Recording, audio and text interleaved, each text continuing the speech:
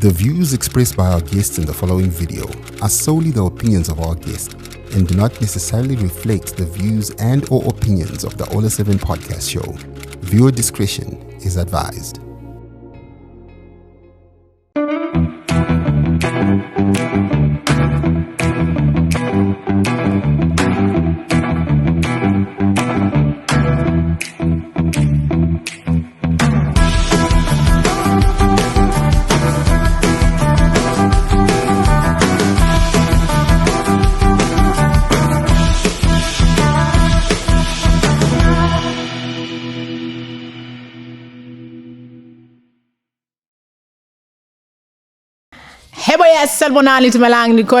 Welcome to Life and Stuff podcast with Noma. It's another day, another dollar, okay? And again, if you're new on this channel, please make sure that you subscribe to the Ola 7 YouTube channel. We have a lot of shows for all body, okay? If you like the controversial stuff, tune in to On the Spot with Ola 7. And if you like what's trending, tune in on trending stories with Yaya Good Vibes. And if you like sports, we also have Yvonne with the Spotlight. And if you are a kid and maybe you love Genius Kids, tune into Genius Kids. So you need to definitely subscribe to this YouTube channel.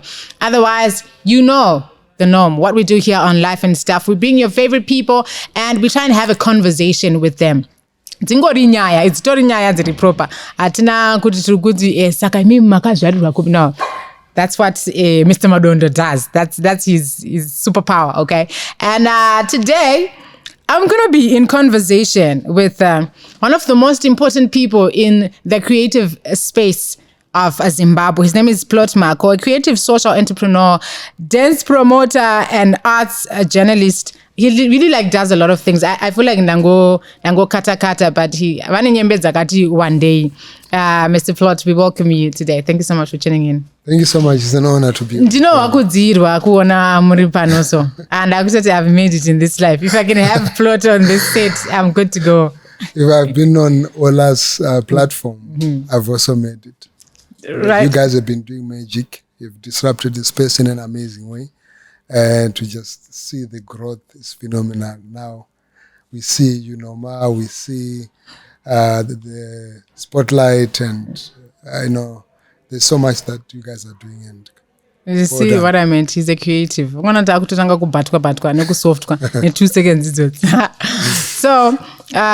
want you to be as comfortable as you can be. So we're gonna do a little something, okay, for the first few minutes. I don't understand though why you're not aging, because as I was researching about you, I was shocked to the core, and I still don't believe it though.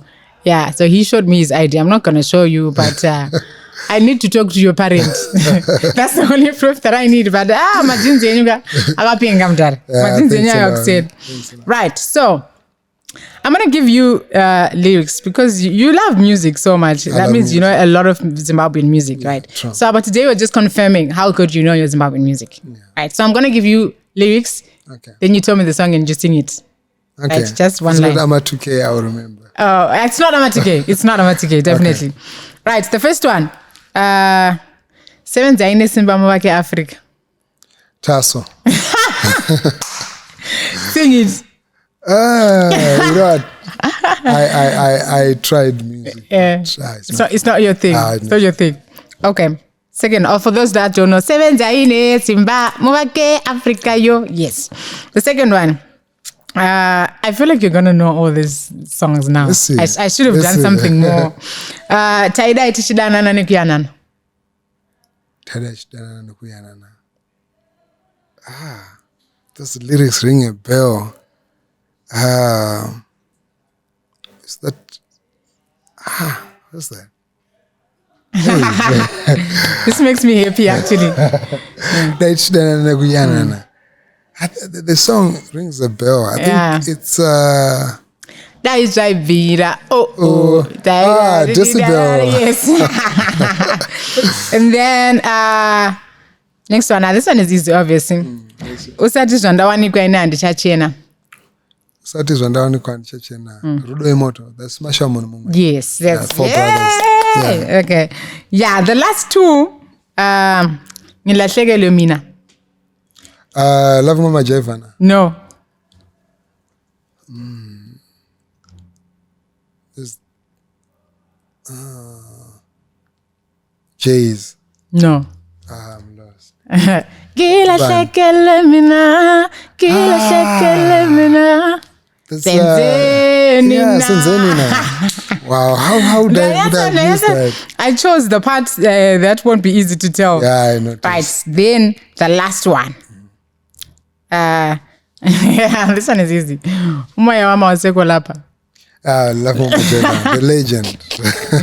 Yes, ooh, well done. You really do know your music. Thank you. Now we get into the serious business. Firstly, I want to say congratulations for the successful event, Creative Business Conference. That was so great for me.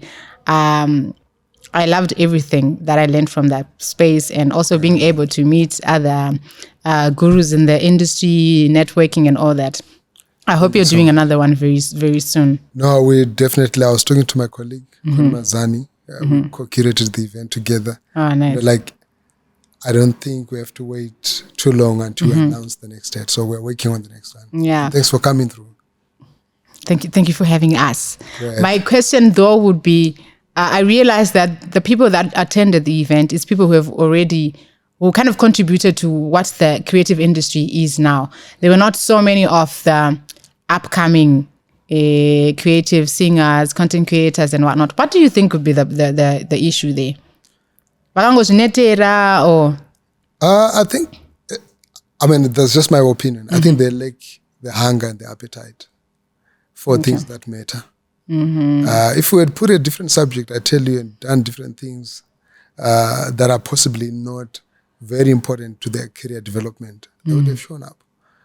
Because imagine you get an event, a whole event with important people, 4-time Grammy Award winning, and a producer who is producing for Netflix, who has done more than 3, 4, 5 international productions, and there are a whole lot more in the business executives that are putting money into the creative space. And then you find yourself missing out. People have different reasons. I can't blame. I also appreciate those that came through. We had almost about 500 people that came through. So without taking anything away from those, I feel that there are some that I particularly expected to be there because their career has been facing what I think is standard growth, not because they don't have talent, but because they lack knowledge. They lack knowledge. Which we could have got. They could have got there. Because I was honestly so stunned seeing the likes of Anna Hope Masike. Like, they've been in this industry. If anything, the information, in as much as they need it, they don't need it as much as we do, right? Yeah. The likes of Anamono Mukundu, those are the legends in the industry, but they were able to come and be there. Because they do understand that you may have some information, but you may be stuck with a 2002 memo. And there may be a new memo in the industry that says that things are not done this way. And if you're not part of these conversations, you miss out simply because of not having the current information. Nokia was doing everything right, but they missed it. They lost it. Whilst they were still making phones with buttons, there was somebody who was making phones that did not have buttons. And that had applications that were constantly updated. And they lost it, just like that. So you can be making great music, you can be a great artist, but because of a failure to adapt, to adjust, and learn the new dictates of the industry, you can actually miss it out. And also, I think for me, the fact that I got to understand that corporates are actually there and they're willing to help out. But it's just that us as content creators and as creatives, we just need to put our act together. As well. That was really amazing. So for you, if you're a content creator, you are an upcoming artist and whatnot, the next time there's Amplifier anything, if it's Amplifier, make sure you are there. Okay?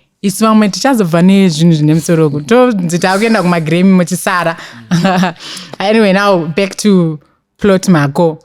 the person who doesn't age whatsoever. Do you want me to tell them your age? Yeah, I mean, I don't hide my age. Oh, you don't. Thanks for the compliment. So, because honestly, when I looked at him, I thought at most he should be at least 35, at most 35 years. To my shock, he was born in 1982. Tell me, does this make sense? This doesn't make sense to me. Because I'm going to ask you again, for the sake of the people at home, what is it that you are not doing that's making you not age?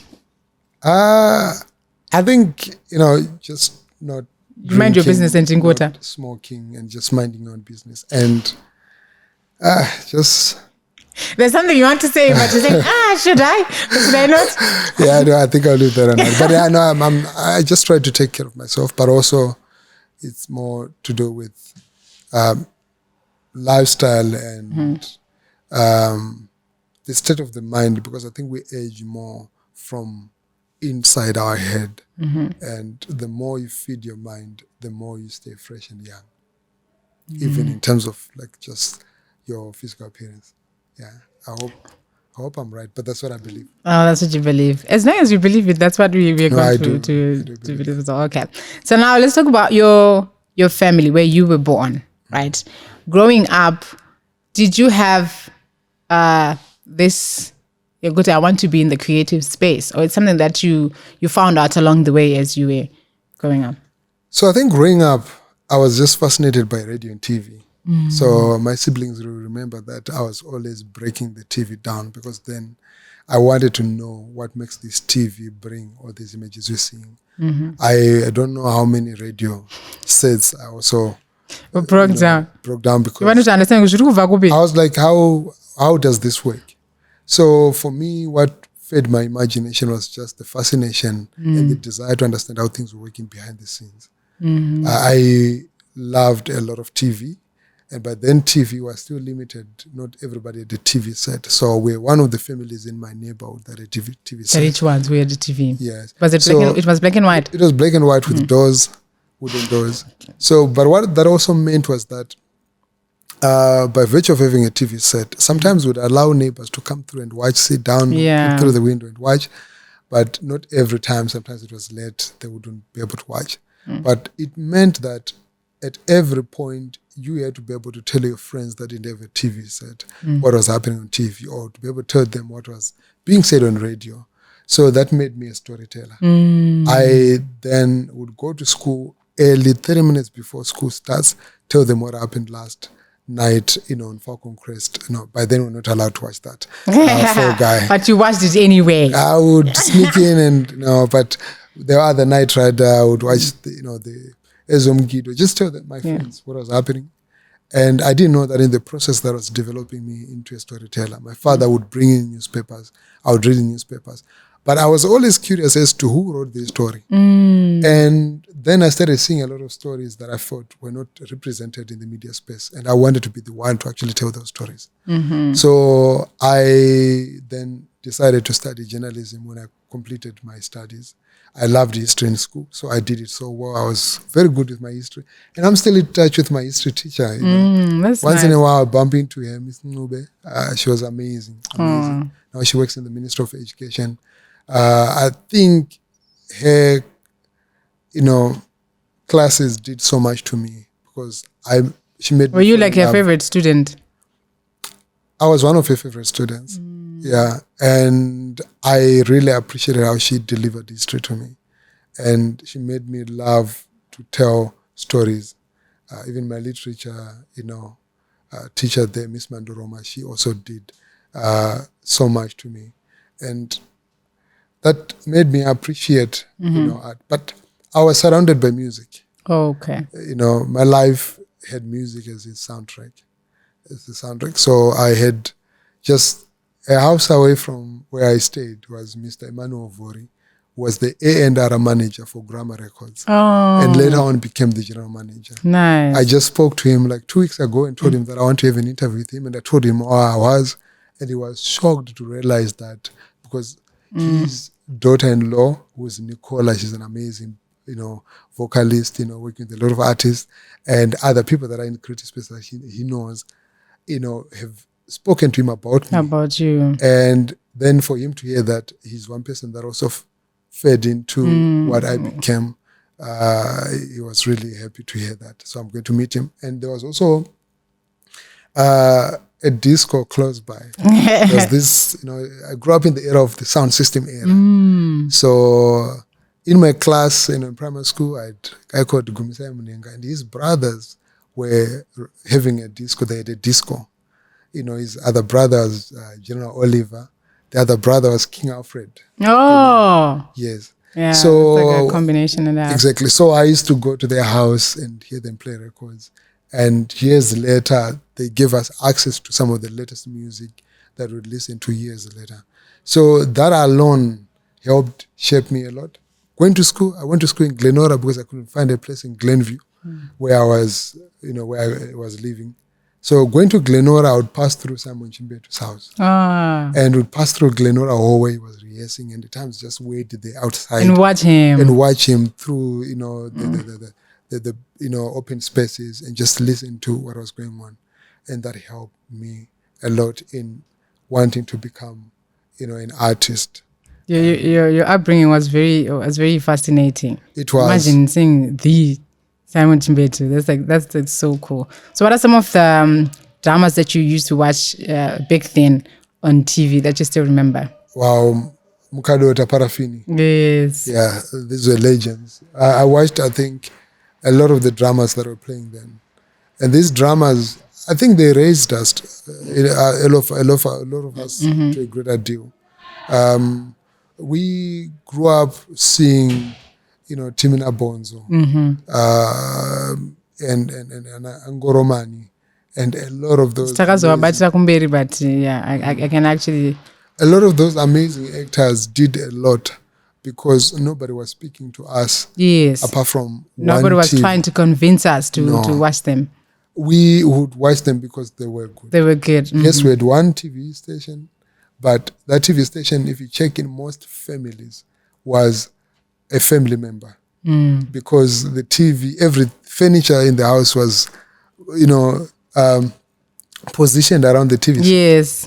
Why? Because the main member of the family was the TV set. And that storyteller, everybody needed to sit around and watch. And the 2 hours that you'd watch TV maybe before you go to sleep at 8, would watch TV religiously. Nobody would talk. Yes. You'd rather maybe just clap or smile or whatever. Otherwise, it's silence through and through. Silence through and through so that we could immerse ourselves into whatever that was going on. And there were different dramas that we watched that spoke to us about different topics. If you look at what Parafin was doing, there was a lot of things to do with family planning then, which was still a taboo subject then. If you look at Manano Kosha, there was a drama that had this very emotional song. And we started hearing about child abuse. It became a topic then. So almost every drama, even when we were watching More Time, I was talking to Prudence Katumina, I was like, Gambofana, you inspired many of us because when you're watching you on TV More Time, you made us desire to live life in the rightful way because you spread that positive message about just protection. They really did. And so forth. So, TV did a lot. And obviously, people really also ever speak about these people. But for me as a presenter, I've heard news readers who fascinated me back then, and presenters, which ones are those for you? What do you still remember from back then? Wow. I remember so many of the TV and radio presenters. But the unfortunate part with radio, we didn't know them. We didn't see their faces. Very few, like Tuda Moyo, like Eric Knight, who crossed over to TV. I got to know also that he could. Yeah, because Eric of Moyo, Ezra I don't know Guido. his face until this day. Eric Knight, Ezra Chisasband, those that were coming from TV and going to Brenda Moyo, that were going to Ezom Guido and other programs like Tish Mataz, Cook on the Beat. We got to familiarize with their faces. But some of the presenters, amazing voices up to now that are iconic, that are still memorable, that if you hear, my name is Greg Gambizamo. Yes. You would remember Hitman Wasaya Singende. They created signature voices. Unlike now. They did. I mean, this is just my personal sentiment. Now, Now everybody sounds the same. They sound the same. Very few. Do I sound like, who do I sound like? Oh my God. No, no. What can you say? But a lot of the presenters on radio, they sound the same, or they sound like somebody put like a peg on their nose. Oh. So someone actually said the same thing the other time. I'm telling you, it's like, I don't know whether it's the journalism school or what, but they seem to be taught to speak in a certain way. And for me, that makes me turn off the radio. Because I don't find the authenticity. There are some that are standing out that are like amazing, young crop of journalists. I mean, definitely it's not everybody who's doing, was not really good. But I like Tish Matthias, because Tish Matthias is like iconic. He was iconic. Peter Jones, though we struggled a lot because of the accent then. May so rest in peace, he was a legend. Otis Flo Fraser, and the later generation. Otis Ngwabi? No, Otis Fraser. Oh, okay, I don't know. Yeah. Leander Candiero. Yes, Tony Friday. Yes, I remember these names. Eunice Goto. And we had a crush, many of my peers, then we had a crush with, on some of these presenters. Even if you don't know them, you'd be like, it's the voice that would be like. You would fall in love with the voice. So I remember meeting Tsitsima Warire one of the days when I was working for one supermarket, and she came through and she spoke. I didn't recognize her face, but when she spoke, I was you knew. I've heard this voice. Warire. She's like, yeah. And I told her that I wanted to start media. And she's like, yeah, you have to go to Xhosa or to Poly. And that's how I enrolled later for my journalism. That is awesome. And for news readers, for me it was Stogozile Mpala. I loved that woman so much. I would literally wait for her to intervals. I was so young, but it fascinated me so much. Because it's like, how does she get to speak this way? This is how they managed to create signatures. Exactly. I'm happy now that some of the legendary broadcasters are back on air. I was listening to Sky's Metro, and there was Noma Mkandla. Yeah, and I was like, wow, we grew up on her voice. Like, would listen to her. And if you listen to, the couple of broadcasters, Themba Mkandla. Themba Mkandla, amazing. Chana Chatted. Some of them have found their way back onto radio. Now they're legends. Which is good. I think we really do need them back. And I remember how for me, coming back from school at 1 p.m., there was this song that would play on, as it Radio Zimbabwe. Yes. Yeah. Now when I hear that song, distress that song here, because it takes me back to that time when that kind of thing. But that was the signature. We didn't even need watches to know what time is even it in the now. Morning when you're going to school, you didn't need a watch. You didn't need it. If you had the song Jazz and remember, you were late for school. But now, someone mentioned at the Creative Business Conference from Gateway Stream that we don't have an industry, right? So my 2 cents would be, I agreed with him in the sense that right now, as an upcoming artist, if I don't get along with you, if I don't get along with Nash TV, if I don't get along with Zim Celebs, I'm doomed. Confirm or deny this? I think it's subjective. Why I'm saying subjective is because all of these platforms we're talking about did not just emerge from somewhere. There are people that are actually working deliberately to put out art. So I think the question is, can I not do what they're doing? What is it that they're doing that I can also implement as an artist to make it out there? Because we have seen artists blowing up without any of these social media platforms. But we can't rule out that a lot of the media platforms now are playing online. They're playing the biggest role. They've literally taken over the role of radio. Yes, exactly. Right? Radio used to break hits. New artists would break through radio stations. Yes. They used to break through TV. But now it's real time. It's now on digital platforms. Yes. Largely because radio slept on the job. The digital disruption, they didn't see it coming. So they were so much content with what they were doing. They didn't do so much to really push alternative voices. They did well. I mean, we saw Danso. Yeah. Danso started blowing up on the streets and forced radio to actually play it. The same with hip hop. Hip hop didn't get a space on radio for the longest of time until we started seeing artists blowing up on social media. So I think, yes, we now have new gatekeepers in the industry, but at the same time, the space is very fluid, it's very liquid. You can actually disrupt from anywhere. And if you don't make it locally, you can even make it internationally without passing through any of this. Night Freak is doing that. So I think there is no one straight jacket. Yes, if you get to appear on Nyce TV, it's a big chance for you to actually be seen. If you appear on Zim Celebs, it's a big chance for you because they've got the following. Right? If you get to appear on E-Ground, you also get a good chance to be seen. But you can be seen without good art to back you up. Indeed, you're not going to go anywhere. So you have to be prepared to actually put out good art. The work as well. Exactly. So, yeah, I think for artists, they just have to work. We do not have an industry. It's subjective because an industry is defined by different facets. We have different players. You guys are running a media platform. It's part of an industry. Somebody is running a recording lab or a recording studio. It's also part of an industry.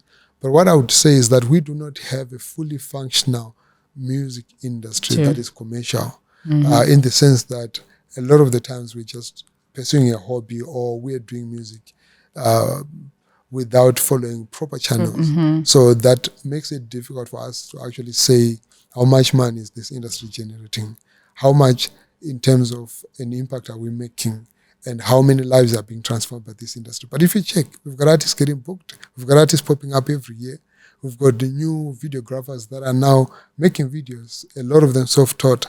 So the industry is there, but it needs a lot of work to formalize certain parts of these structures. Okay. Because I feel like from back then, it was easy in the sense that no one was forced to listen to radio. Yeah. No one was forced to literally follow anyone and all that stuff. But now, because ZBC was there, Radio Zimbabwe was there, Power FM, all of these, you would listen to them. And Atinashi Chikuse, you listen to them, and DJ Chile and stuff, you listen to those people without being forced and whatnot. But now if you check, like you mentioned, with radio now, it's very hard for an artist to be able to get their songs played on radio. Right now, when we come to TV, we have a lot of TV stations. We have ZBC, we have NRTV, 3K TV, ZTN, right? But you'll find out that now, because I think we're moving into the digital era and whatnot, it's so a very, very few people are watching these channels, which then sends someone back to social media, right? Sure. So now it becomes very, very difficult as an artist to make it. Like I mentioned, Guti, there are a lot of people that you have to literally smile at and be good with, so that you kind of, also if I'm in bad books with you, Plot, that please confirm this, that okay, the space is so small, because also our population is not that, we cannot compare it to Nigeria or South Africa, right? So that means inini ndika boa Plot Mhako, and Plot Mhako na Nyce TV, they get along. Yes. No gonna work Nyce TV over. Ndakambokona chipasta mfana uyayo. Chicha kazoitika. Plot ovati uyo siana naye. Plot anowirana ne Zim Celebs 1, Zim Celebs 2 and whatnot. Akanosvika akanoti mfana umero uyu ka zvavarana. I'm asking you this on behalf of an artist somewhere who's at home, right?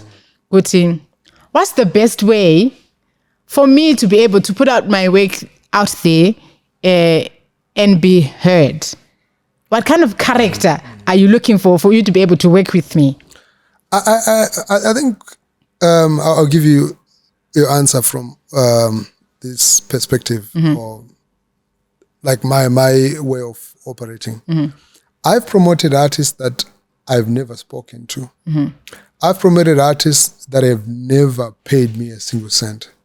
I've promoted through my platform and through my own channel, right? Be it Egram, be it Plot Mhako. artists that have never reached out. And we have promoted artists that don't even like what we do. There are artists that I know that don't like me. And I don't do what I'm doing to be liked, right? We still promote their work if it's good. Right? There are artists that I know, if you ask them a simple opinion about their thoughts with regards to me, they will not tell you something nice. And you ask them what happened, they have no clue what happened. Nothing happened. But simply because of their perception, they just sit it there. They just assume that, oh, Plot is mean. They just assume, oh, Plot is no it, oh, Plot this and that, right? But without even knowing me, they've never spoken to me. They've never reached out, right? They just hotspot, whatever that they hear from other people. From other people, right? But I have spoken about artists and cross paths with artists that in real life, we sit down, we actually laugh. I was with Fantan and Levels in London. And I remember a few years ago, I'd talk on one podcast, and I made reference to what I think they could have become if they'd worked in a certain way, professionalize their work, convert it into a record label and stuff, which they took offense because they made a public statement. For that. But I didn't take offense, but I was with them in London, and we were literally talking and conversing so well. So people have to understand that the things that happen in showbiz, the things that they see happening online that are not real.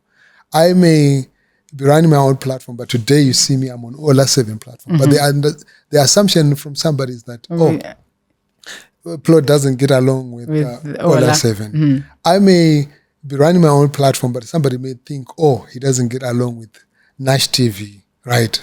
But they don't realize that I'm literally in the building owned by Nyce TV. Yes. That tomorrow I've got an artist that we booked who's part of the Nyce TV, stable. So it's showbiz. Shouldn't inherit beef that you don't know. At times it's not even beef. Yeah. So for an artist, the kind of persona, the kind of character that he may need to navigate these waters is don't get hooked on emotional stuff that doesn't take your art further.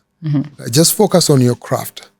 People will talk about Bayakuluma everywhere, right? But you find that talk alone does not change anything. We need to walk the talk. We need to put in the work. People cannot ignore you if you're doing great work. That is true. So for you to say, okay, I'm not doing good books, you don't have to be in good books with everybody. People don't have to like you. Not everybody has to like you. Holy Ten is one of the worst personalities right now. He can just rub you off the wrong. But I meet up with Holy Ten, we get well along. We vibe so well. We don't have to be friends. Your work just has to speak for itself. It's work. They're forced to listen to you whether they like your character or they don't. It's showbiz. It's entertainment. A lot of the things that we do, we're doing it on TV. We're doing it to make money. We're doing it to push the craft. It's not stuff that we're doing to say when you get home, I have to really sit down and say, Ola 7, Dagumupedzi. What do you gain from that? We actually grow better if we are getting well along, right? So if Ola 7 does something nice, I'm like, yeah. If Noma does something nice, I'm like, you know what, you guys rock. I don't lose anything from actually saying that. But there are people that actually think that, for example, if I attend an event organized by Plot Mhako and support him, I need Musimbisa, no, I don't have to. Well, some of the things, like for example, there's events that we organize, we're not doing them for our own benefit. It's honestly for the benefit of the artist. Because if you bring in a 4-time Grammy Award winning artist, I'm not going to make a record. It's you who wants to make a record. So if you don't attend such a conference, you're the one who is missing out. It's not me, right? Me, my business model works differently. I see where my business is. Your business is actually getting that knowledge and using it in your business. So, yeah. And I think I attended the amplifier that you did last year. Oh, 2 years ago, yeah. Yeah, 2 years ago. Yeah, behind HICC, right? Yeah. And I think you're one person who doesn't really put much weight or value too much artists from outside the country. Yeah, because if I remember correctly, that lineup had strictly Zimbabwean artists, only some upcoming. I think that's the first time I actually saw Kyla Black on that stage. That was the first time I saw her performing. And this young man, I don't know what happened to him. The one who was singing a gospel song from Bulawayo. From Bulawayo? Yes. What's his name? is it Tebza? No, a young boy. I think he's. Young boy. It yes. must be Tebza. Amapiano vibes? Yes. Or Andy, Andrea. Yes, Andrea, yes, yes. Andrea the vocalist. That was the first time also I saw him performing. So I want to understand what drives you to create such platforms. Because for instance, the Creative Business Summit, no one was paying. People are just working in for free. That means there's like a lot of money. There's a lot of time that's put in there. What's your driving force? I think my driving force is one realization that Zimbabwe has so much untapped talent. That Zimbabwe has the potential to become a global powerhouse when it comes to its creative potential. And a lot of this is untapped, right? And the genuine love for Zimbabwe, because I've got a German residence. I can literally just go to Germany and stay there. Not even be bothered about, okay, this song, this artist and so forth, right? But the efforts that I've put in are to complement the talk that we have had, that we continue to hear from time to time.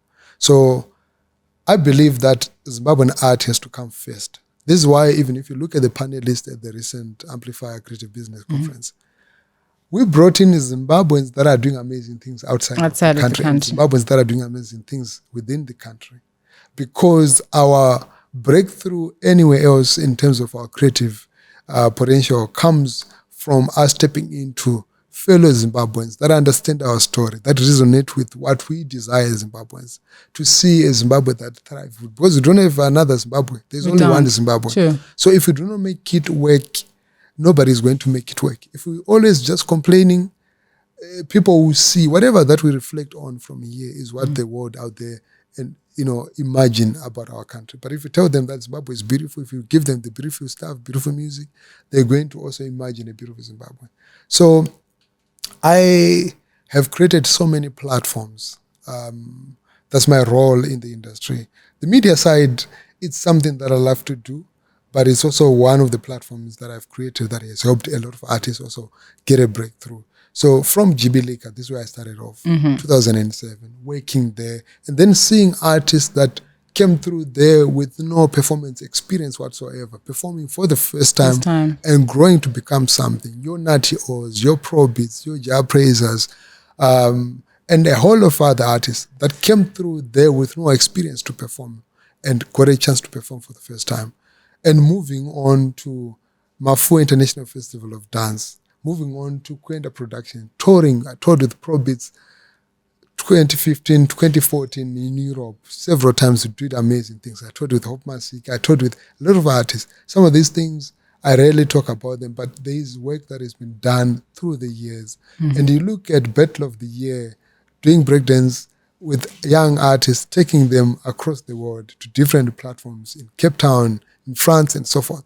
So it's been a connection of one platform to the other, and now Moto in Germany, which is another platform where I'm plugging in. I'm saying, look, our art is doing well in Zimbabwe, but let's get that art to Europe. Let people see, not just for us to perform for fellow Zimbabweans in the diaspora, which is pretty good, but how do we get our art beyond the Zimbabwean diaspora who is homesick? This is why we created Moto, and Feli Nandi got to perform this year at this festival as a success. Now planning the next one. So I've been creating platforms where if an artist is hungry, has desire to actually grow their art, they'll come through. But if they are not hungry, but they are bitter, they'll come through and think that, oh, okay, I can't be here because it's Plot's platform. The amplifier that we did, talking about, that first edition, we brought in emerging artists. We paid them to be on that stage. Artists that thought they wanted exposure, but we said, you want exposure? Yes, we'll give you exposure, but we're going to pay you for performance. Why? Because we had to appreciate these artists. We went to speak to partners. Gateway Stream came on board. We supported the artists, and we did that. And fast forward, we continue to do that work to amplify and connect different artists to opportunities. Some that don't even talk, some that we can't mention because of different NDAs that would have been signed. But there is a lot of work that goes in where a big record label will call and say, we need an artist to be on the Bob Marley project. And you're like, who can you recommend? And then you make a recommendation. And bang, 3-4 years later, you see the project is out. And you're like, but people will not be knowing the all dynamics of these that happen. things. No. They won't be knowing all of that. And I think as an observer, Jay, because I mean, I came into this space, well, not recently, but a long time ago, Jay, behind the scenes. Yeah. But I kind of feel like as a nation, we have this tendency of blue ticking everything, even things that we're not supposed to blue tick. One. Two, I feel like the level of support that we're giving each other, it's very much questionable. Because I'm one person who has a passion of being an MC, a presenter who represents Zimbabwe in the whole of Africa, because I'm more passionate about Africa more than any other part. Yeah. I follow the likes of Nomza Mumbata, Bonang Mateba, Nancy Sime from Nigeria. So I follow a lot of South African spaces and Nigerian spaces. You find that when one of them posts something or when one of them is doing something, they are all there. They rally behind each other. The same with Nigeria. So they literally rally behind each other. But it's different here. Mm-hmm. It's just my observation. I could be wrong, and I need you to confirm this or deny it, right? In Zimbabwe, if one person maybe gets a big deal, right? I'll give an example. There's Tari, okay, probably not her, Tari Rogezi and Lorraine Guyo. Yeah. They're in Nigeria right now, representing Zimbabwe. Right. I feel like tinopinda nemoyo pazvinhu sometimes, and we forget the bigger picture. Now imagine if you are rallying behind those girls, because regardless, when they are there, they're from Zimbabwe. True. Right.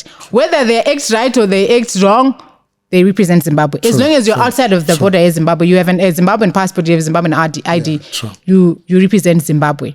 Right. So please confirm this. Do you think we're giving each other the support? That's they are giving each other the support, because someone will come and be like, so who are you? What do you do?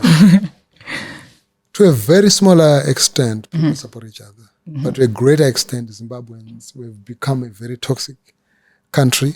We've become a bitter people that don't want to see and celebrate growth, even at its infancy, when things are still starting, to believe in somebody and say, let's root for this person. We always want to claim when somebody's made it out there. No man, they will do when it's right. But everything begins in the village, everything begins in the ghetto, in the community where a young artist is starting up.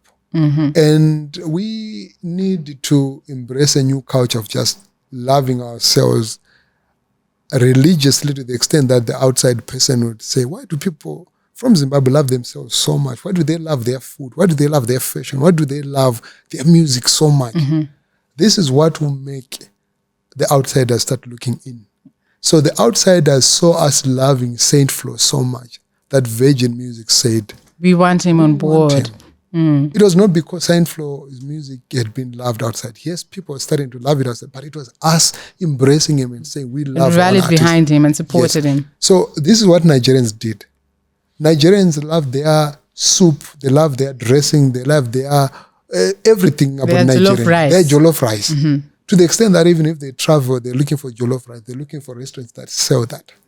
And when you see David, when you see Burna Boy going outside of the country, they are bringing their brother from their own country.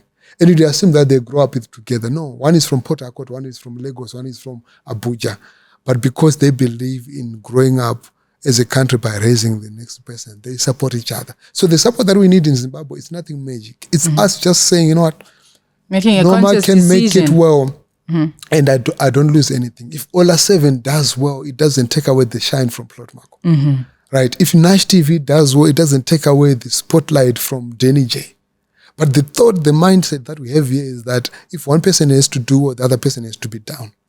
This is very, very bad, and it doesn't work for us, because then it divides us, because our numbers are very small. Very small. Yes, but we need to get a point where those that are in the positions of influence are able to actually share that love and show people that they genuinely embrace each other.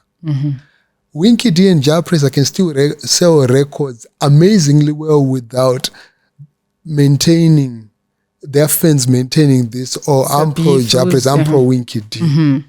I listen to both artists. They're all Zimbabweans. They're and amazing artists, even doing different things.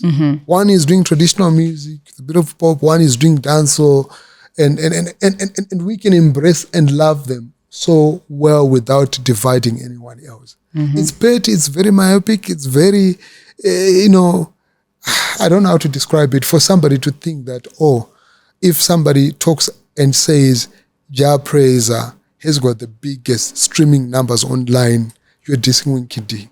I can't imagine that. But some of it, then I'll bring it back to you, the media people, right? Yes. Because if there's a function that happens, or if someone posts something like that, you are the people that push this narrative. Because that clip is taken now and is posted, and now we have to respond. And that's where the fight now starts. So this brings us to a point where the media in Zimbabwe, the standard of our media, especially in the entertainment space, I would say it's very low. It's very low because we measure on the minors, right? We love to compare people. We love to pull the next person down. We love to celebrate bad things. If an accident happens, we see a lot of excitement. If something bad happens, if Taro says something and then we think otherwise about it, we go to town about it, we bash, we say this and that, right? We are not doing justice to our country by spreading love and sharing something positive.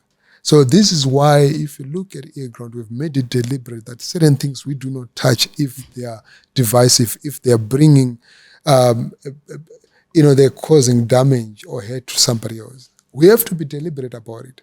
Today, if you look at South Africa, through their media, yes, you find platforms where there's obviously stuff that trends, stuff that is also paparazzi kind of vibe, but it's not every media platform. South Africa gives you a very beautiful impression through their media.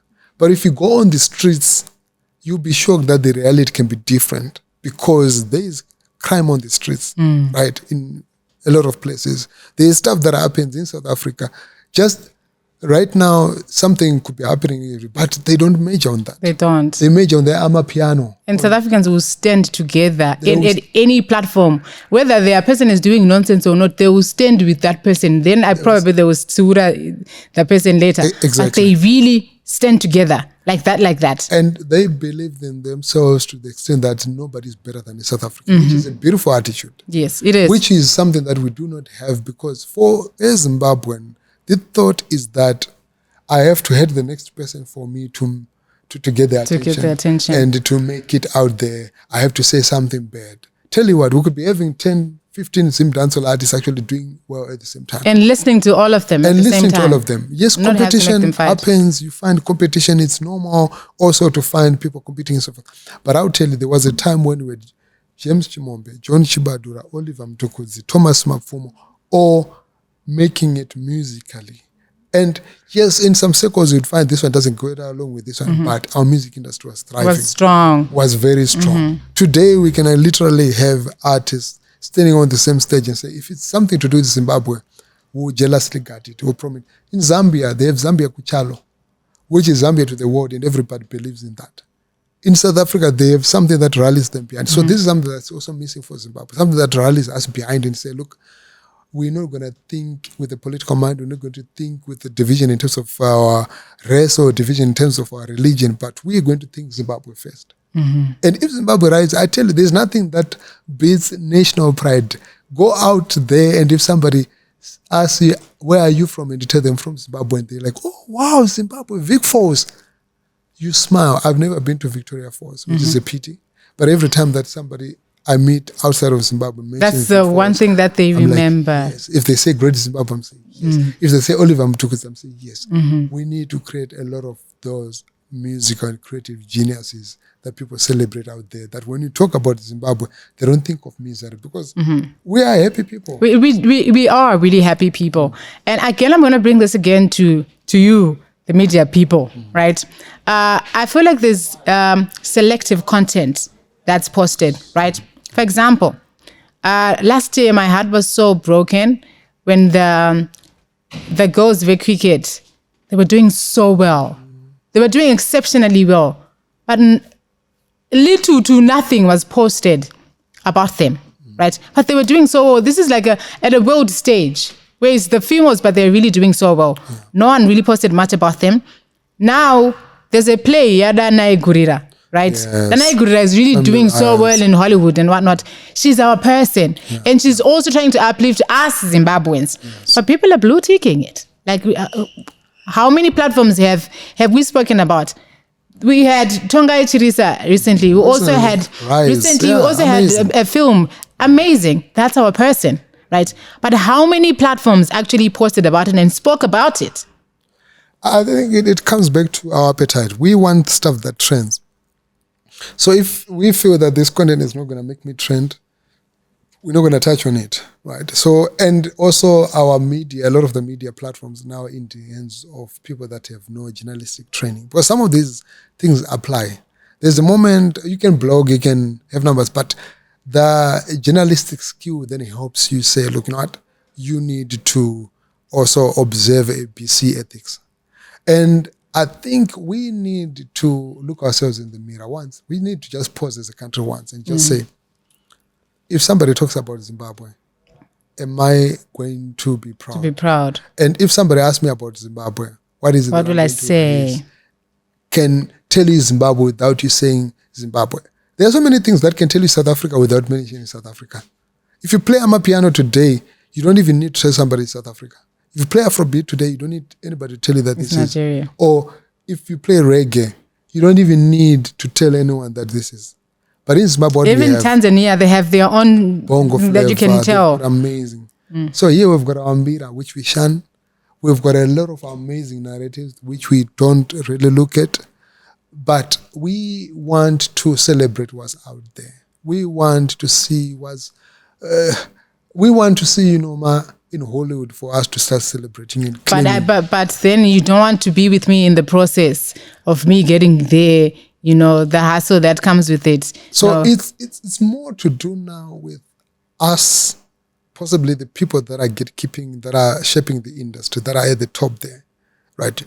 Us, your radio DJs, your media people, whatever.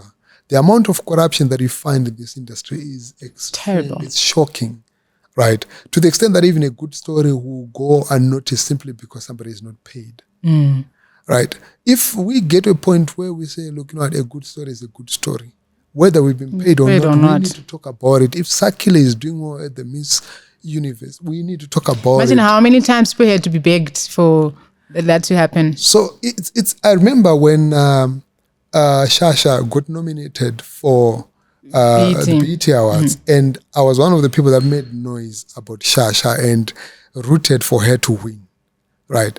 And I remember there's one particular artist, unfortunately I can't mention her, who reached out to me and said, you know what, she's not going to win it. You're wasting your time. Why are you putting energy into her? She also doesn't talk much about Zimbabwe, living stuff, right? And, I was shocked by her response. And this somebody also expects support. But the most interesting thing is that when Shasha won the BET Award, I got a message from a number that I didn't know. And it was a voice note, and I played and they said, hey, this is Shasha. I saw what you did for me online. I just wanted to say thank you. In Zimbabwe, you don't get that. You don't. Not from a celebrated artist, but from even a young artist. There is no reciprocity. People are entitled. You expect support from people that you cannot respond to. So the same artists that we're saying, we need to support them. They need also to realize that the very same people who is in Matepa, who is in Odzi, who is in Nketa there, who feel happy one day if they get a response. True. I'll tell you, for instance, the artists, their fans that would go ballistic, they'll be excited, their mind will blow if they get a response one day from their favorite artist. Or even if they see one of their peers getting a response, even a comment to say, hey, Waganyanya. The next thing they think, I'm going to be next.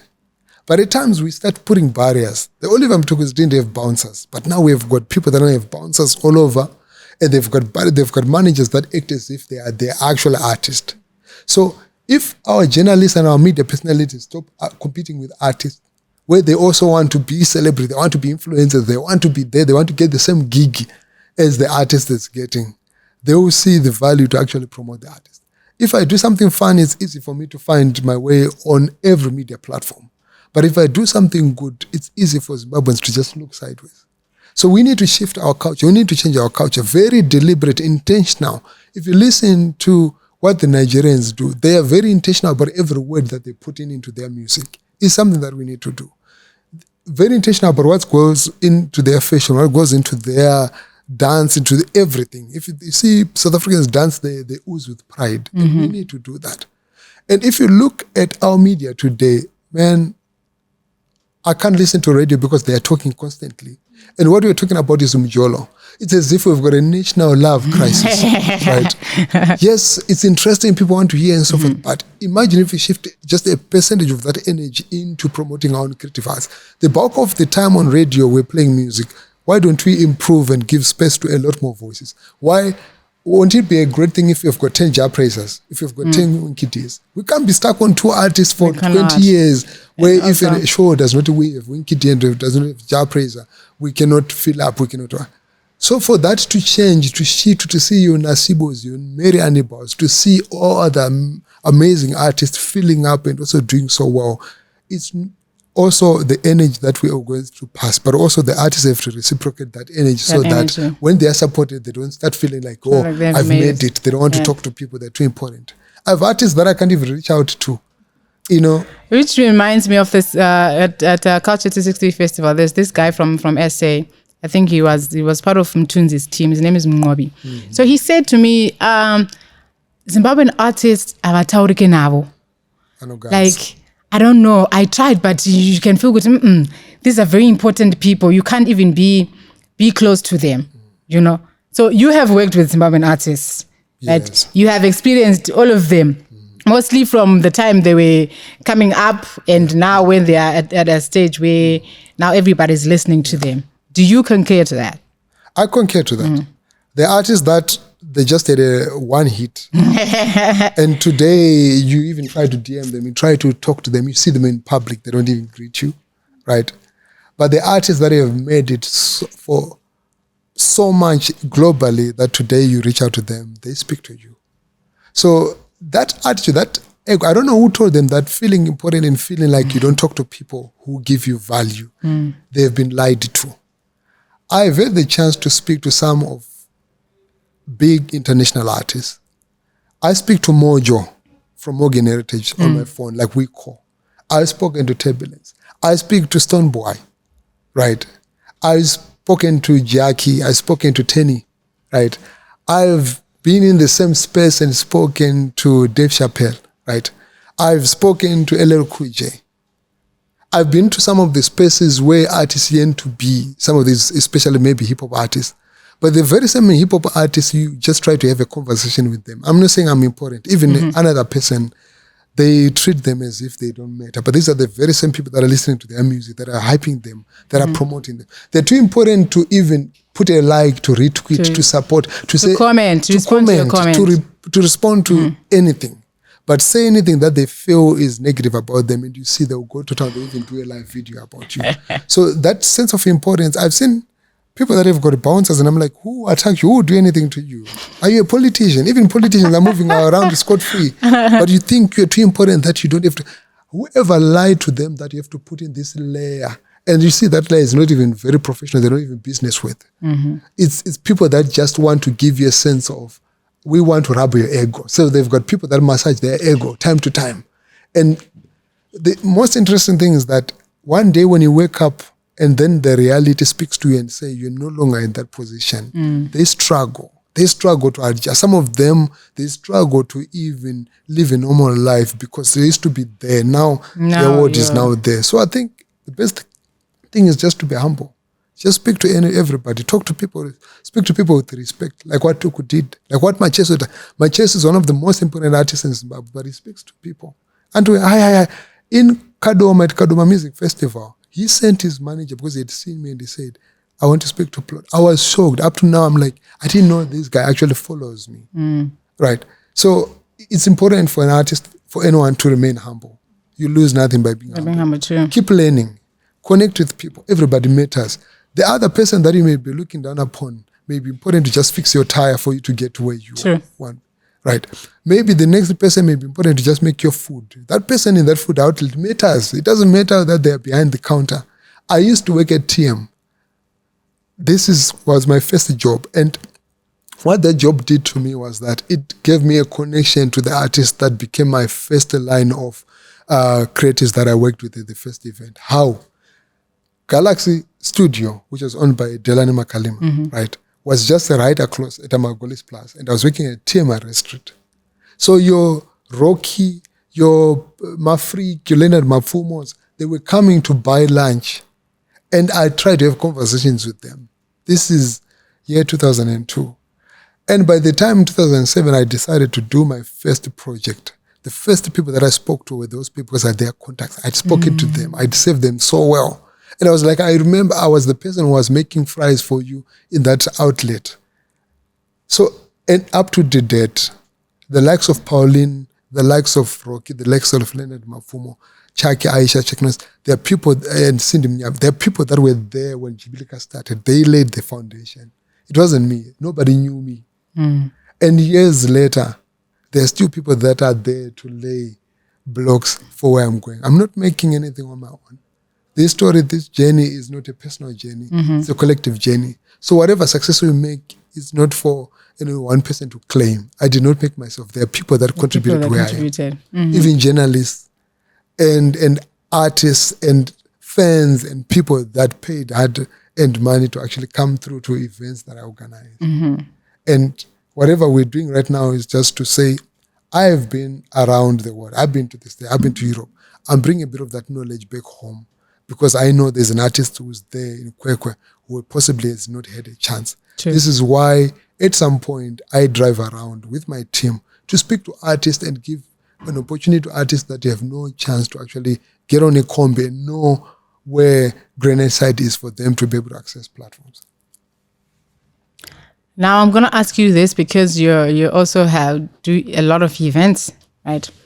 There comes a situation in most cases where until you guys do sound check before an event, right? Yes. You do sound check, you take riders or whatever you call it in your terminology, right? But then you find that the first artist performs, the sound is okay. Second artist performs, the sound is okay. Third artist performs, something's wrong with the sound. Something is going on. All of a sudden, the engineer doesn't know what's going on. Then the final artist that comes, the sound is perfect. What happens there? Sabotage. Oh, it's a thing. There is deliberate sabotage that happens in this space. I've witnessed it so many times where the sound engineer deliberately makes sure that the other artist, because it's competitive, it's a cutthroat industry. So does it have to be that way though? It doesn't have to be that way. So that's why for some artists, they make sure they don't move around with their own sound engineer. They make sure that their sound engineer is there. They move around with them and they sort out their own sound. But also for some artists, it's incompetence. They're not sure for sound check. That as well. They are not there. They don't know the technical side of their performance. But I've seen sabotage at play where... Because I've always wondered, what happens is exactly? And at times also it's event organizers and other promoters also prioritizing artists. So they know which artists to give a chance to do sound check, which artists to set things nice and proper. But also there are artists that are very serious about their craft. So you may be shocked that the artist before wasn't good and the artist next was good. Because maybe the artist after really takes their craft so serious, though they will not get on stage if things are not set proper. But the other one comes in with a flash disc and say, play. They don't know how to say their things so well. So I think if everybody does well, it gives a good event. The promoter makes money, the promoter gets a good event. And you, the artist who thinks you're doing so well, you also get more bookings. Next time you have a good show, everybody shines. Everybody's happy. But in Zimbabwe, we always want to outshine somebody. And the media is excited the next day to actually say, this one akakundwana ningi. Uyaka jumpisa sterek. And you run with those stories again. Not at all. And we assume every music in front of jumpisa moon. Every song, every performer in front of jumpisa moon. I don't know who told us that kujambisa there are people who are jumping under say, but there are artists that will actually serenade you with their music. And you're sitting there listening. You're sitting there, you're enjoying, right? And you enjoy it, and they are amazing, brilliant artists. But this notion, pressure a lot of artists. It actually kills the art because we all getting into this hype mode. We're not delivering good artistry. We're thinking of like, we literally thinking our audience is all drunkards, made of drunkards, people that are just intoxicated and they're looking for somewhere where they can just get into a trance. But if we realize that there are people that are genuinely coming through to shows with their families, their kids and their partners to just in friends and to enjoy, they are not looking at shaking their heads until they can't they can't feel their heads anymore. Exactly. They just want to hear your nice guitar, your Matole guitar. Yes. And feel that music, feel that rhythm. They want to hear your mbira, you are Nasibo Meraniba. They want to hear Nyasha Marada performing beautifully and clap hands and they go home. So we want to energy. And then also the artist, another cancer. Before the song even plays, they are pulo, and they don't even finish the lyrics of their own songs. And worse now, where there's a lot of sequencing that is happening, some artists are getting very lazy. They bring in a band that plays and they don't make much effort because everything is pre-recorded. The drama and honors of exactly. But then a lot of times you hear it's also key. So if the artist delivers good art, people will appreciate it. You know what? And then you're shouting. At times, because you've got a microphone, you've got an amplifier and speakers and stuff, at times you don't have to shout too loud to be heard. At times you just need to sing to people and make people enjoy, and that's it. It doesn't have to stretch your voice, because I know artists that then struggle to sing the next show because their voice is been strained. They were shouting too hard. Which is still okay. I'm not saying we have different tests. Somebody likes soul music, somebody likes hype music. But if the standard of our creative product improves up to a level where we don't doubt when an artist goes on stage. I would talk over stage, you can sing us with tempo. Exactly. But then again, our arts industry has a lot of talent, and also when we speak of the arts industry, we're not only talking about musicians, right? There's my heart bleeds for spoken word artists. I love spoken word, right? There's this girl from Nigeria who was, I think Don Jazzy is the one who posted him, and she blew like that. The kind of spaces and rooms that girl has been in, right? They're so amazing. I've witnessed spoken word artists. I remember when I was still at Nyce TV, I would post them at least, I think, every Wednesday, because they're so talented. That's also art. Discovered something. Yeah. That's art. But you rarely ever see these ones in our media spaces. But that's also another avenue that we can literally like give so much attention to. There is a lot of art, but I also put it upon the artist. As much as we may blame the media, yes, the media can only do so much. Okay. Anyone else can do so much defense, but the artist, how often do you see somebody putting up a poetry slam in Mavuko, in Bodiriro, in Dangamvura? We all want to be in the city. We all want to be in town. A lot of the great poets that we know globally, they started off from the communities where they started off. That's where, if you look at Andre, the vocalist, he became viral after a video that was recorded at church. Right now, Viola Davis is posting this video of this kid with Unveiled. They did not wait for an opportunity to be invited by Nyce TV. They simply took their phones, recorded, went to this house, recorded, and it went viral. If you're making good art, the world cannot ignore you, period. That is true. They cannot ignore you. Maybe your comrades, your colleagues may ignore you, but someone somewhere will notice you and they will pick you. And also sometimes the fear of knocking on doors. I think I'm here today because and as much as sometimes I'm afraid, one thing I can do is I'm able to knock on doors. Yeah, if I feel like if I get into this space, I can thrive, I will knock on the door. Not that I haven't received no's. I've got a lot of no's. Even when you see good, person knows, but as long as yes, I think it's not gonna get but at least you try. I think it's better than kuzogara what if. Maybe I should have tried. But then the question then comes, Kuti, if I come knocking on the air ground door, what type of a knock am I knocking here? Do you have specifics here? How do I go about it? Yeah, so I think this is where the challenge is also on us. And it's something that I've been working on to try and make sure that I'm very responsive to everyone. I think I was telling you that I have 240 messages that came through within a space of maybe just a few days, maybe 3, 4, 5 days. And to be able to respond to all of those messages, it will take a lot. I've got a team that also checks other Facebook, Instagram, and so forth. So we're constantly doing a lot of comms. But in terms of the knock, I think make your knock memorable.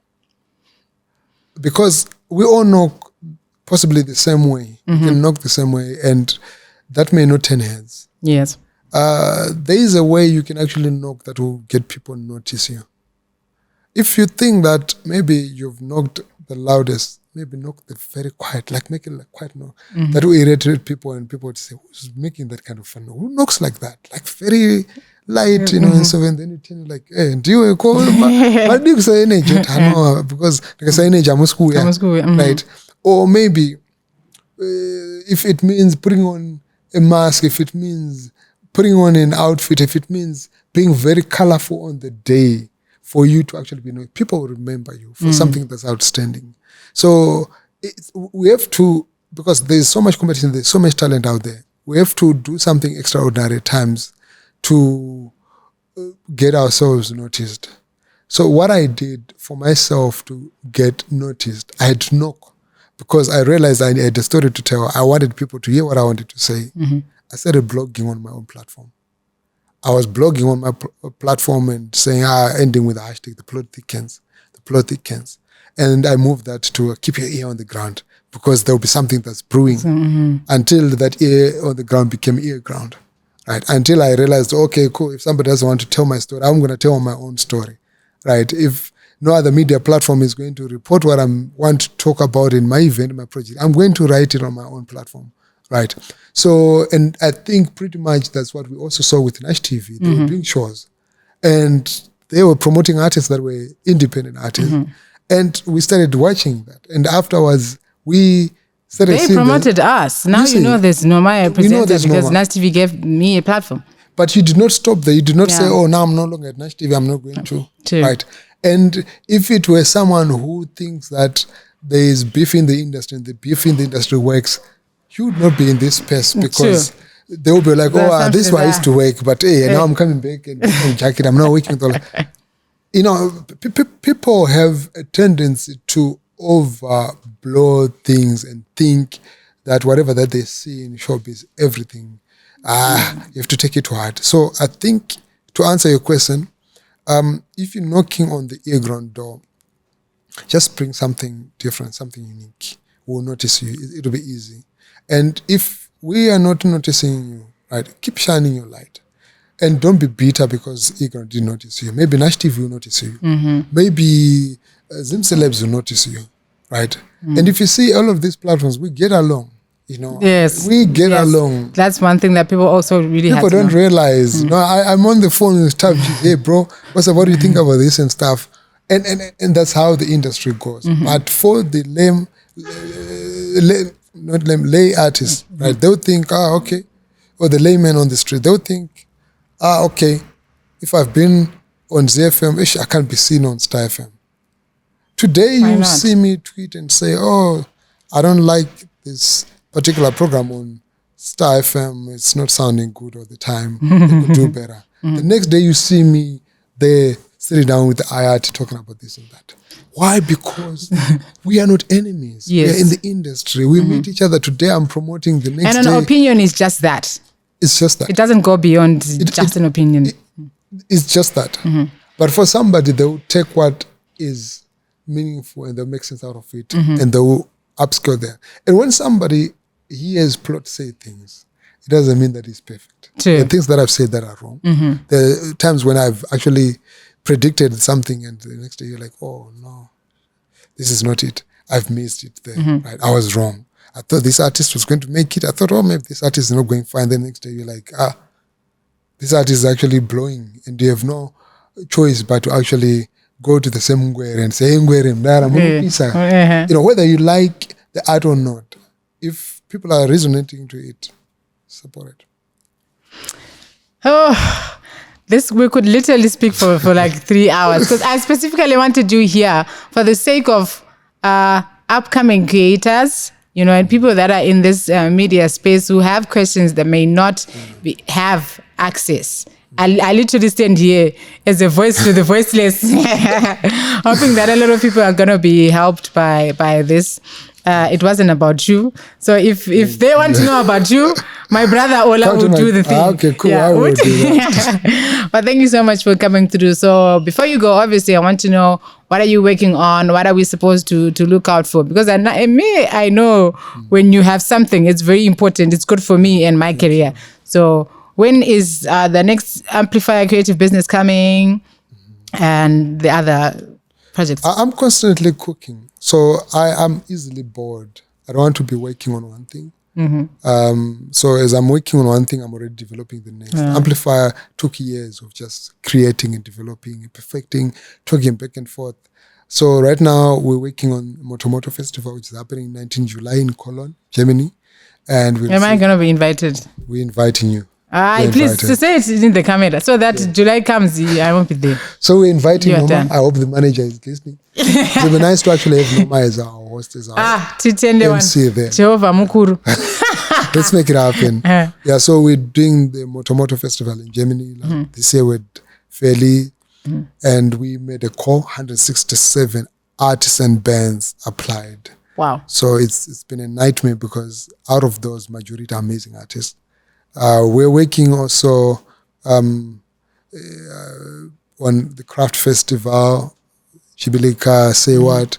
We're working on our Chibilika Creative Academy in Chitungwiza, where we teach for free. Wow. Every Monday and every Friday, young people come through, they learn DJing, we bring our equipment to teach DJing, we bring our equipment to teach video production, content making, dance, and music production, and there is a whole lot more that's coming through from our side. But also, instead of just continuously bring out new projects, we're consolidating some of the projects so that they interconnect, so that we make sense with, there's Amplifier, there's Jibilika. So now Amplifier has 3 legs. You know, we know that there's the mixer that happens in between the year, and there's the one that has the Creative Business Conference and the music showcase. And there's also the industry study tour. We want to take artists outside of the country for them to experience how the industry functions there. So because it has may be hitting on these artists, some of them have never been exposed. They need to just get exposure so that they come back and say, we're doing these things this way because we've seen how it's being done also on another international level. Okay. So there's so much that's cooking, and I'm also in the process of writing my own book. Nice. Which I've been writing for so many years. At times I start, I stop, because I feel we need to document whatever we're doing. That's going to be interesting. Does it involve your personal stories? No. Okay, it has personal stories from a professional side. Oh, okay. What I've experienced. Yeah, I know it does. I mean, it would be difficult to actually tell about my story without talking about some of my personal experiences, some of the worst, some of the best, and some that I envision to come in the future. Okay, so for those that want to get in touch with you or with Earground and Amplifier, where do we find you? For Earground, it's Earground Africa across all platforms, Earground Africa. And then for Amplifier _CXB, which stands for Amplifier, and then Creative, and then Business, like together. Okay. Yeah, so, and then Plot Mhako, you can find me on Twitter, on Instagram, it's Plot Mhako across all platforms. The easiest way to actually talk to me is talk to me through my email. Okay. I respond to emails faster. So it's plot@amplifier.com. Plot@amplifier.com. Yeah, man, no serious and some emails not that I'm the one way ancient types. Old school. Yeah. Old school type. Or plotmhako@gmail.com. Yeah. Okay. All right. And I wanted to give advice to a parent, right, who has a child who has so much love for the creative space. What's your advice to that parent? My advice to that parent is that allow your child to be. some of the things that these young people are imagining and are trying to do is stuff that we can't even comprehend, we can't even imagine. For example, if a child today tells us that I want to be a content creator, as a parent, you're like, what content? Because you as a parent, the only content you know is the content subject when you're studying. And that's it. That's it. So to just think that somebody wants to have their phone and be able to do business just from their phone. And earn a living out of it. And earn a living. Some of the people that we see making billions right now are making it through content. So to a parent, allow your child to be. Research. If the child tells you they want to do something, they show interest in something, be ahead, try to research and understand who else is doing that so that when they talk to you, you're not in the dark. My mom supported everything that I do. She's one person who gave me all the support. When I said, I want to do this, she's like, oh, go for it. Right. But the interesting thing that my mom had no clue about everything that I wanted to do. She just believed that, you know what, if that's his passion, let him do it. Even taking a lot of risk in the process. So I think parents, allow your kids to be, support them, give them all the resources that they want, but also encourage them to study. Yes. Just the normal, because imagine you're an amazing artist and then you fall in the hands of a bad handler, then there will always be issues. So you need to understand contract, you need to understand a lot of things. You need to just even understand the industry. If you're a girl, the industry has got teeth. It has. It has Ask me one day, I'll tell you about it. Right, you're beaten. It's a lot. So being a girl, it's just a lot. Industry can bite you. Be it a girl, be it a boy. It can be very dark, it can be a lonely place because as creatives, a lot of times we're creating on our own. The world doesn't understand where we are. And at times we're pursuing things that don't have money.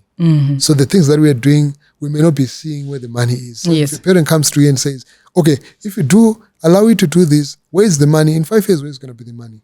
I didn't make money off the work that I'm doing until I think Earground. And Earground didn't make money for the first 4 years. Now we're now 60 years. So it's only been 2 years where we started making money. So a lot of patience is required. A lot of patience. So for that, people cannot trust you when you don't have a proof of concept, when you've not done something. So for you to get a proof of concept, for you to convince people, for anyone to say, I'm going to invest in you, I'm going to work with you, I'm going to support you, they need to see your effort first. And that effort requires you to dig deep, at times to volunteer, to make personal sacrifices. We've done a lot of those, where you just do something for free, collaboration for free, because you want to get that exposure and all that. And when you get that, it creates like a very solid foundation that one day when you make it, you don't feel like you made it overnight. You don't throw away money or spend it like confetti. Because you've worked hard, you understand. But if you wake up today, you don't know, you're just on the street and you just sing and then the song blows up. You don't even know where to turn, where to get your management, where to get the next person. You have no idea, and vouchers are coming after you. And you don't have the appreciation of the actual work itself. You become a snake under the grass. Okay. Now that goes for us to end this. Thank you so much, sir, for coming through. I must say, I genuinely thought you were not going to respond to my text when I texted you, because I was like, this surprisingly, the response is so nice and I'm very honored and humbled that you came and you sat with me. Hopefully no one is going to misquote, but then you're used to it. If anybody does, I mean, you've been in this industry for a long time. You're used to stones being thrown at you at any given time. I'm used to that, but what I'm happy about is that I've not had anyone from the time that maybe my name started getting a bit of prominence come to me in an aggressive or said anything. Nice. Even people that are like trolling me on Facebook at times, I meet them at shows, they're like, oh, Flo, let's do a selfie, and then we joke about it because it's nothing personal. It's nothing personal, yeah. So I know I may have said some things that stepped on other people's toes and stuff. I'm not apologetic about it as long as I didn't do it with intention to harm. But it was intention to actually encourage, support, and challenge somebody to actually do better. Oh, this was so insightful. Thank you very much again for coming through. Thank you so much. Yeah, I'm gonna one day, but it's okay. My manager will take care of it. But there you have it. Please do make sure that you follow Earground and Amplifier CXB on all platforms. There's a lot of opportunities, a lot of projects. So if you are very passionate and you want to succeed in your life as a creative, to make sure that you follow those pages and also be on the lookout just in case there's anything that's coming up. And also send my emails gonna Uncle Plot, because my emails please do make sure that you send. Otherwise, thank you so much for tuning in. To make sure again that you subscribe, turn on your notification button so that every time there's an episode you don't miss out. So as you can see, this one today was a serious one, and I think it's going to do good for you as a creative. And if as a parent who's also has a child or one who's aspiring to be in the creative space, or if you are just an individual who loves creatives, this is going to be fun for you. Otherwise, this was fun for you because I'm actually now ending the show. But yeah, thank you so much. I hope that you are going to have a lovely week. Love and light to you. Bye. Thank you.